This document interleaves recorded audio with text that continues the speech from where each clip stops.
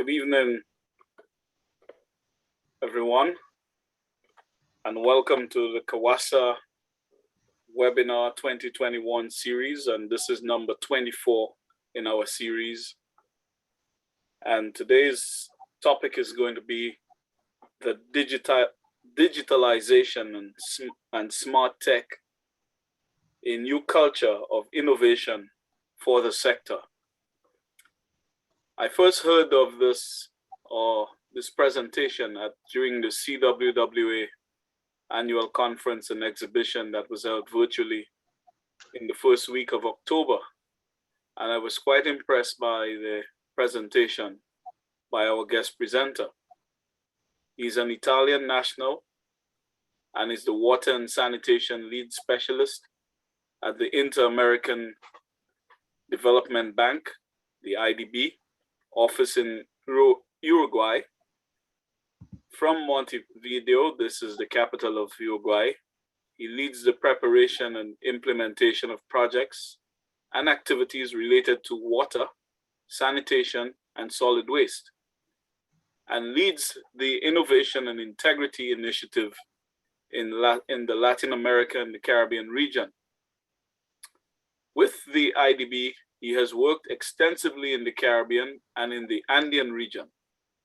Before joining the IDB, he worked as a consultant for the World Bank's Independent Evaluation Group, the International Food Policy Research Institute, and in academia on issues related to water and development. Dr. Marcello Basani holds a PhD in environmental economics focused on water issues. I now hand over to Dr. Basani, Marcello Basani, who is our guest presenter this afternoon. Thank you, Dr. Basani, for giving us your time. No, thank you. Thank you very much for the invitation. And thank you for the opportunity. It's a pleasure to be here with CAWASA. I lived in the Caribbean for many years. Actually, my son was made in Guyana, so so I have the Caribbean in my heart. I had the fortune really to live there about 5 years of my life, and they were fantastic. So I will take about 20-25 minutes for this presentation, but since we are not many here, please do interrupt me, ask questions at any point in time. Let's make it more a dialogue, a discussion. So you can also put your full screen, I mean, in terms of your presentation, in full presentation mode. Okay, and it's not at the moment? No. Okay, 1 second. Let me see if I managed to do that. How about now? No, it is not. You would have to go to your slideshow. Okay, 1 second. Let's see if I manage to. Oops, you went off. Yeah, I know. I just want to be sure that. Okay, so now what do you see? You should see my. No, I think I got. No, you got back your. We got your screen, but I think you're showing something else. Yeah, I'm trying to understand where am I showing? Okay, are you seeing the presentation now? Yeah, it's there. Okay, but perfect. It's still showing the slides, the small slides. So how about now? There we go. Okay, perfect. So why it's so important to talk about innovation in the water and sanitation sector? So I'm going to talk a little bit about Latin America and the Caribbean. Surely you know better than I do that coverage of safely managed water services in the region reaches about 74%, while if we look at sanitation, we are down to 31%. Now, in absolute terms, this means that in Latin America and in the Caribbean, there are still 165 million people without access to safely managed water service, and more than 440 million without access to safely managed sanitation. Now, this, of course, doesn't take into consideration all the challenges related to solid waste management and hygiene, not to mention urban drainage, which is so important, for example, in the Caribbean. Now, there are several estimates for, okay, how much would the region need to give water and sanitation services safely managed to all. There are several estimates. There was a World Bank estimates a few years back, and they were saying, okay, we need 14 billion per year up to 2030. Actually, we updated these estimates. We included also solid waste, and truth is that we would need probably almost 30 billion per year in the region up to 2030 to reach the Sustainable Development Goals in water, sanitation, and solid waste. This is about 5 times the amount that the region is investing in the sector. So clearly, business as usual is not an option. Clearly, we need to do things cheaper, better, more efficiently. We need to innovate. We need to innovate. This is an urgency. It's a duty that we have. We need to innovate. Now, technology, certainly technology generates a lot of innovation, especially digital technologies. We could potentially have a disruptive impact. Now, we are part of the 4th industrial revolution. I mean, we all heard about it, and trends work in our favor. Already in our sector, we can see, for example, artificial intelligence applied to prevent system collapse, control losses. We have seen satellites being used to spot leakages. We have seen artificial intelligence taking care of customers. We have algorithms of machine learning that improve equipment performance, for example, or prevent accidents in the system, blockages in the sewer network, for example, or they anticipate fraud by analyzing historical patterns of consumption. We have all big data analytics management tools. These allow basically to analyze the data in real time, all the data available from SCADA, consumption data, flow statistics, etc., and they basically work it out into an understandable and useful package of information that helps to be more proactive, make better operational decisions, identify solution, and do a better asset management. And of course, we have all the issue of smart infrastructure, the integration of new technologies in sustainable cities, and all the technologies related to remote and in situ sensing, in particular for improved watershed management, which can also be enhanced with Internet of Things. Now, there are quite a few studies out there now that prove that adopting these technologies can bring about important savings, for example, in operation expenses, up to 25–30%. Now, what is the problem in the region? We do see there is a dynamic ecosystem of startups and innovators, but the water and sanitation providers who finally take the service to the final users, even if they do want to innovate, they don't know how to do it. We did a survey a couple of years back, and I mean, these are some of the results. Only 2% of the water and sanitation operators that answered to the survey had an innovation plan. Only 10% applied innovation management practices. This tells us that clearly there is much to do in provoking and I think accompanying a cultural change, to reinvent a little bit the approach to water management that allows us to address the new challenges of the sector.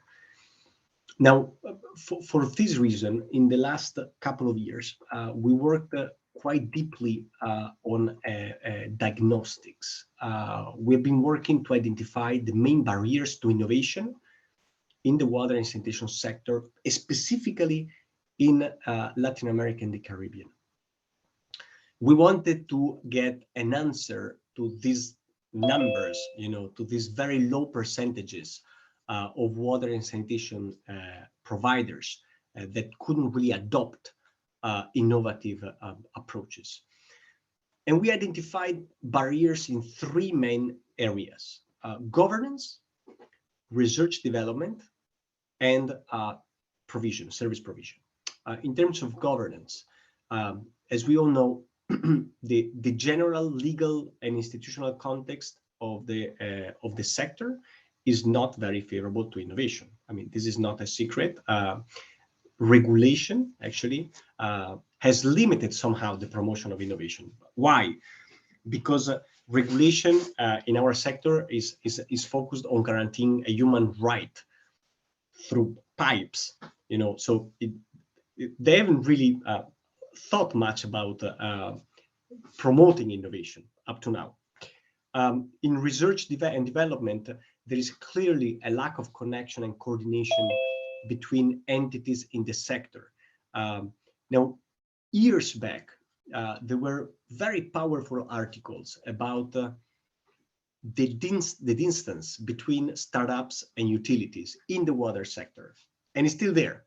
Startups don't talk to the utilities, and utilities don't talk to startups. And there is also the lack of key sectoral actors. For example, incubators or accelerators. If I'm a startup, I don't know where to incubate my solution in the Caribbean. I don't know how to accelerate it, and I don't know where I can get a seed capital to make it grow. And in the water and sanitation service provision area, there is clearly a lack of impulse to research and development within the water utilities, and the management of innovation is practically non-existent. Also within the utilities. And why? Because there is not really an incentive. I mean, we are talking about a lot of public utilities, fairly risk averse, without the possibility, for example, or without even the procurement policies to test out or to pilot a technology. Okay. Now, throughout this, there is clearly also a poor innovation culture throughout the ecosystem. Now, the culture of innovation is crucial for the development of the sector. Okay, this is true for many sectors actually. Now, but the culture of innovation among service providers in the region is particularly low if we refer to international reference thresholds. Also, most countries do not have or have not completely implemented legal or institutional policy frameworks to favor innovation. Additionally, the nature of the sector, as I was mentioning before with regulation, essentially works for protecting public health, the environment, and is not really focused on innovation. Okay, and also it's true that the new wave of policies for innovation is a very new field in the sector. Now, the good thing is that for each area, governance, R&D, and service provision, it was possible to identify like strategic axes or cardinal points for intervention. Okay, for example, under governance, policies or mechanism to ensure integrity, and coordination in R&D, strengthening the HR for service providers. And we went even deeper than this. And for each cardinal points, for each strategic axis, we identify specific lines of action. For example, the necessity to promote policies for innovation, support emerging technologies, creating space of dialogues between actors, strengthening human resources. So I don't want to dig too much in providing examples of what we have been doing with the Inter-American Development Bank. But I'll give you just a few examples of the things that we have done to address the specific problems, the specific issues identified in this assessment. We have been financing pilots, a lot of pilots, on technological adoption and innovative procurement practices. We have launched a few awards, innovation contests, and also some challenges of open innovation at all levels for young people, for utilities, for innovators. We supported also the creation of innovation laboratories. We created spaces of dialogue between demand and supply. We created new tools. I'm going to talk about it in a little bit. And we have a lot of knowledge to share. Okay. Now, there are three cross-cutting lines of work that we have identified that go straight to some core problems. One is the need to coordinate in innovation within the whole ecosystem. The other one is the need to push a new culture and knowledge of innovation. And a big issue is resources, and I will talk about that. Now, well, let's focus on resources first. It may be interesting for you that actually on Monday, the 8th of November, we will launch an initiative, actually an innovation fund. Okay, it's an innovation fund that starts with about $8 million. There are a few donors that put money in. I'm hearing some music in the background. I don't know if it's possible to. Oh yeah, that's it. Thanks. So we will be launching an innovation fund on November 8th. This innovation fund will try to address all the problems that I mentioned before, and will focus on strengthening the demand of innovation, strengthening the utilities, the demand and the supply of innovation, okay, the innovators themselves. Also create a coordination and dialogue between supply and demand, and push a new culture of innovation. So stay tuned, because on November 8th, we will be launching this innovation fund. It will be financed by the government of Switzerland, the government of Israel, and by FEMSA Foundation, plus $4 million that the IDB and the IDB Lab are putting into this purse. And also, we invested a lot on knowledge. Knowledge is very important to create, to support this change in culture of innovation. Now, these are a number, well, it's a selection actually of the publications that we launched in the last 2 years. I would invite you to download specifically the one on the top right, Innovation in Water and Sanitation and Solid Waste. That is an assessment on the opportunities for innovation in the region. And of course, the one in the middle is a tool to evaluate and to appreciate how a utility stands towards innovation. Now, there is a tool. We have a retainer consultant contracted to accompany utilities in applying this tool. So please let me know if you're interested, and I will be happy to help you out. Now, well, this is a blog line also that we created specifically on innovation. You can find it on the IDB website. Now, this is just some information I wanna give you about what's happening also within the Inter-American Development Bank. We are sailing with the wind behind.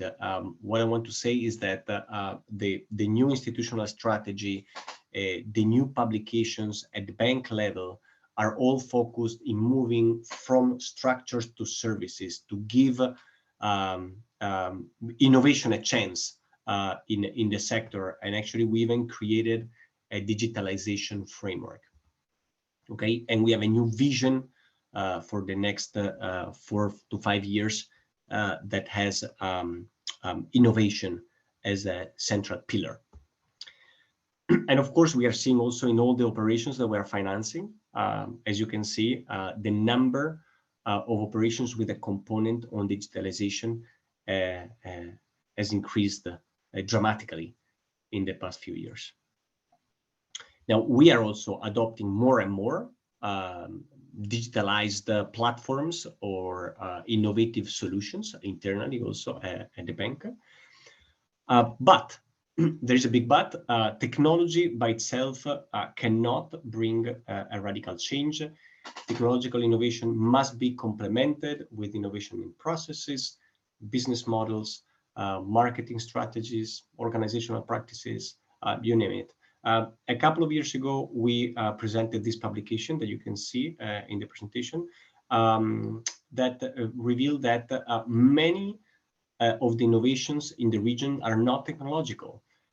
They are social or related to organization or a mix between technological and organizational. This is very important. Actually, we always say to the utilities, beware of the vendors that sell these magical products that solve all the problems, with a click. I mean, that solution doesn't exist, hasn't been invented yet.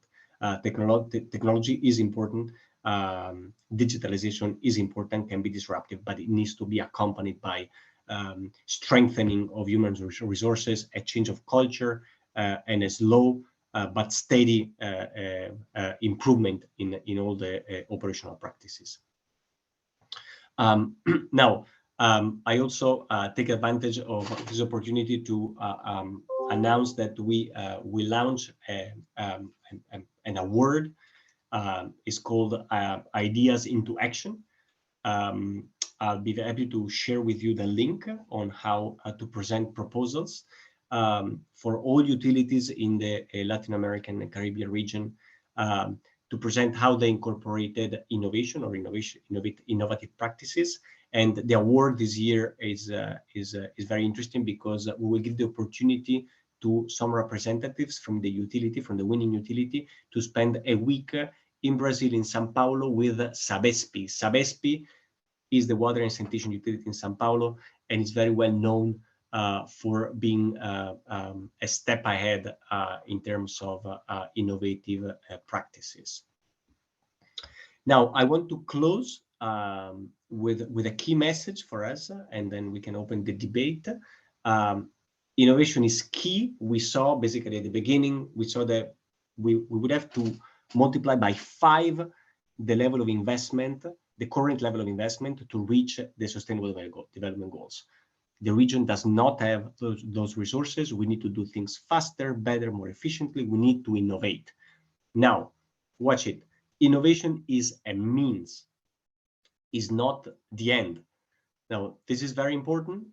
Again, a lot of vendors promise solution like the new iPhone for water. It doesn't exist. It hasn't been invented. Innovation is a means to the end and not the end goal. Now, I want to stop here because I touched upon many topics, and this is my email address. Now I will stop sharing, and please do ask questions.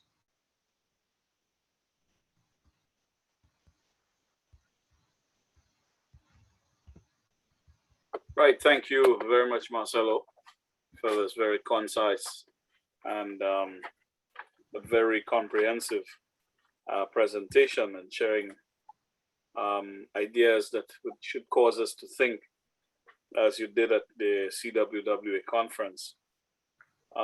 As you indicated, that some of the challenges we have in the region is that I think your last point is that it's a means and not the end.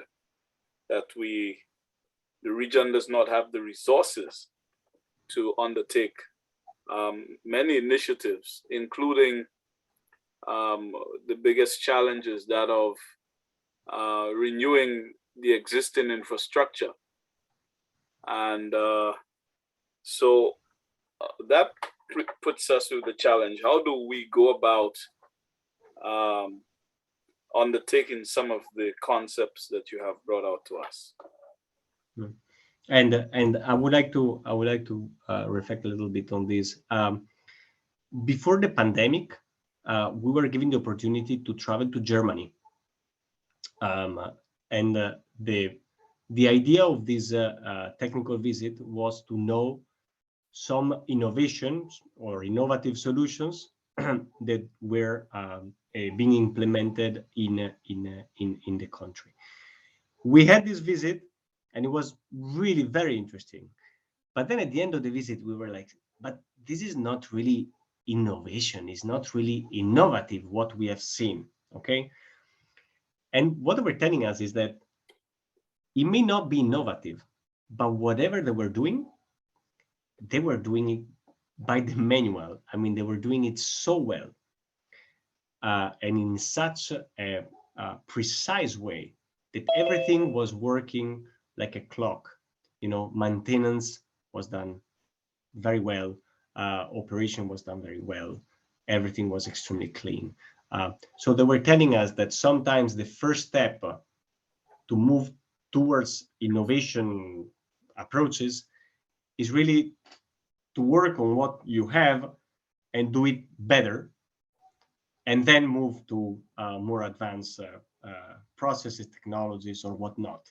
But what they taught us, and I thought it was a very powerful lesson, is that the technologies don't necessarily have to be super innovative or very advanced. The important thing is to start doing well what you're supposed to do. And then, of course, you can build up on it. There was a point you made in your initial comments, I think maybe the first part, I think where you referred to the legal framework to allow all or to attract innovation into the water utilities. You're saying that apparently a lot of the legal framework, because water is treated as a right, it poses it's sort of contradictory to allow for innovation to take place in that type of controlled environment. Do you Yeah. get to explain a bit? No, and unfortunately, that's how it is. That's how it is. In many countries, actually. I mean, slowly, in some countries, this is changing, um, but but regulation in particular has been quite traditional and conservative in opening up to new approaches to innovation. And one example is really like for example, procurement practices for innovation. Okay, I think there are just few countries in the region. There are specific procurement practices that foment innovation. Uh, the procurement practices are very traditional. Um, for example, if you need a product that is not yet in the market, in the large majority of the countries in Latin America and the Caribbean, you have to live with it. You know, you cannot. There's no way you can launch a process to find a product that is not available.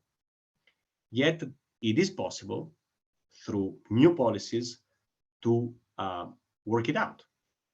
So in Brazil, for example, we are seeing some examples of procurement practices that are very, very much open to innovation, and that foment participation of startups and really foment the development of new solutions for the sector. This is a slow process, though. Um, Politics and regulations, as we know, don't change in a day. So. Yeah, as you mentioned, procurements. I know that many of our within the CAWASA membership have been having some good conversations about that. In fact, we've had some presentations made to us, the concept of having a joint sort of procurement protocol among the utilities, so as to enjoy the benefits of scale and or economies of scale. Last week, we hosted through the Global Water Operators Partnership Alliance, as GWAPA of the UN Habitat. We had a forum during the Congress between us, the Caribbean region, and the Pacific region. And again, that was another common theme of the need to do that increasingly because particularly now with the challenges with the COVID-19 and utilities have lost a lot of their revenue streams because consumers themselves have been largely unemployed in major sectors and they need to continue getting water. So the policy has been to grant moratoria by various utilities that they do not pay until a certain time or they will not be disconnected. So it means the flows that you have are limited. And you already have been, as water utilities, many of whom have been under tremendous pressure to even meet their current or their operational expenses. So there is that type of need. So certainly, I think there's great scope for finding innovative ways to enjoy those economies of scale and to reduce the operational costs of the utilities. Yeah, by all means. And I think there is also another issue that is quite important. Whenever a utility wants, for example, to pilot a technology, it's not that easy for a public utility to do that. Because on the one hand, it would be a sole sourcing of a technology, and many times is not allowed the sole sourcing process unless it's highly justifiable. And then also there is an embedded risk. When you pilot technology, there's also a risk that is not going to work. Or is not going to work in your context. So innovation also means counting on spaces for mistakes. I mean, innovation also opens up to the risk of making mistakes. And this is something that within our sector, I mean, many times we don't have the privilege to do, so it's not a trivial issue. So it's like, but from your experiences, well, again, that's another limited area for many utilities in our region, and particularly in our islands, small island developing states, where utilities, you do not even have, say, a department for research and development. From your experiences in some, let us say, in the larger countries in Latin America, how does that work? Yeah, I've seen there are utilities that they've grown sufficiently, and or maybe out of necessity, they had to open up a little bit to innovative approaches. I'll give you some examples. Well, I go back to Brazil. In Brazil, a couple of the larger utilities had to deal, for example, with the issue of informal settlements or illegal settlements, as you say. So with large favelas, they call them large settlements with thousands and thousands of people living there without access to water and sanitation. And again, they had to provide access somehow. So they had to start thinking outside of the box. They had to start thinking about something new, some new solutions for water, for sanitation. So out of necessity, they started to innovate. But it's also true that there are utilities that I see them quite advanced also with a corporate governance structure that is very solid, very advanced. They usually have a department or a division working on innovation. This you can see, for example, in Sabespi, CAESBI, in AISA in Argentina, in EPMAPS in Ecuador. These are like medium to large utilities who have a very strong corporate governance structure. They do count on a dedicated department or a division on innovation. And perhaps out of necessity, yes, they are opening to innovation to deal with specific issues. Right, colleagues, the floor is open. Sorry I've dominated, but you're around, so should you have any questions, feel free, or comments that you want to engage Marcello on, please feel free to do that.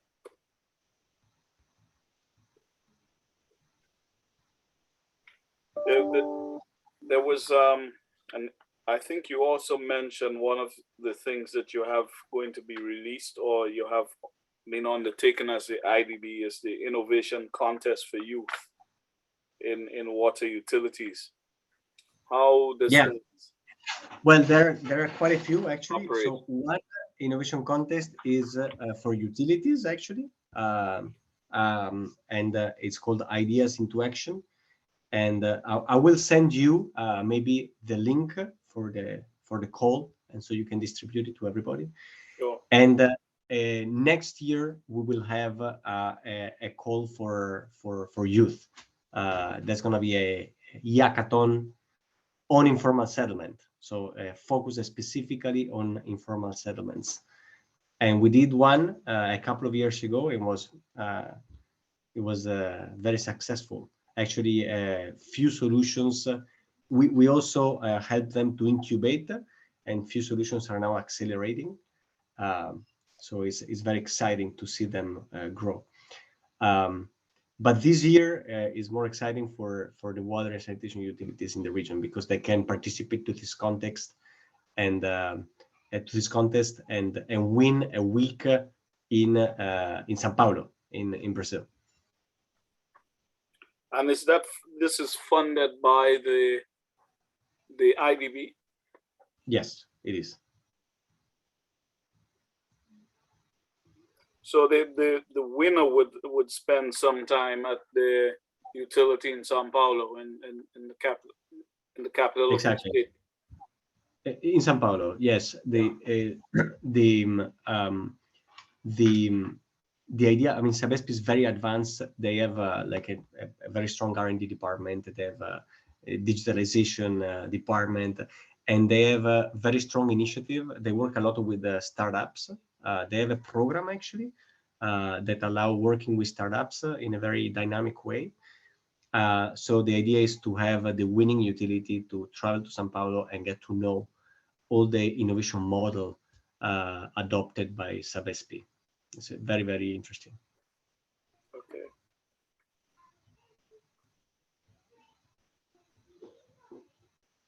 Yeah, this is quite an interesting one. I mean, we've had little. I know that, for example, the water utility in Grenada, CAWASA, they have. Well, it's not so much innovation, but it's promoting awareness about the water utility and water conservation and environmental education by having a what it's like what is one of these television type programs called Water Wars, and it has been very successful. I think over the last 5 or so or more years they have been doing that annually with it's a competition amongst high schools students. So that has been pretty much what has happened, but not so much into going into the innovation. So I think this is a pretty good idea. All right, colleagues, if you have absolutely questions. I thought I had seen a comment by, there's nothing in the chat. So I don't know, I have all the questions for Marcello, but certainly we would welcome any of the literature that you said you would send us, and yes, we would make that available to our operators and member utilities. We would do that. I will send you a list of all the publications that we have on innovation. There are quite a few, and you will find them interesting. All right then. Well, thank you very much, Marcello, for sparing us some of your quality time now to be with us. I think we're about you're 1 hour ahead of us in Uruguay, and I think you now moving into the summer down there, is it? Yes, indeed. finally. Yeah, finally. Okay. Well, thank you very much, and Thank you for we'll the invitation. continue maintaining contact with you, and All we right. will share. We'll certainly share the presentation with colleagues who may have missed it. Have a good Okay. evening, everyone. Thank you very much. This was the CAWASA webinar 2021 series number 24. I'm Ignatius Jean, the Executive Director of CAWASA, signing out, and we'd like to thank Dr. Marcello of the IDB for joining us in this evening's presentation. Thank you very much. Goodbye.